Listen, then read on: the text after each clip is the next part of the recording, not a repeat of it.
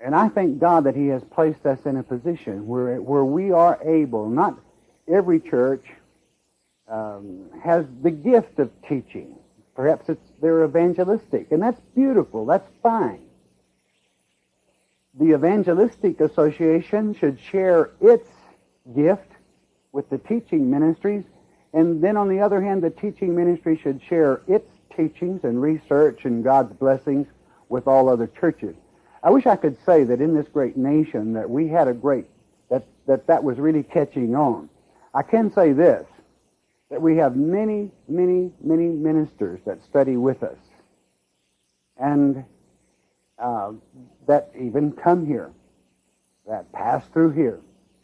And that's one reason we don't copyright things. This word isn't copyrighted, so nothing we do is copyrighted, not even our documentaries. Given by God to be shared with His people. So let the peace from the knowledge come forth. Let there be no division. When you see it, nip it in the bud. And when it has served its purpose, all right? Remember that His goods are in peace. 22. But when a stronger than he shall come upon him and overcome him, he taketh from him all his armor. Now, do you have your armor on? Wherein he trusted and divideth his spoils.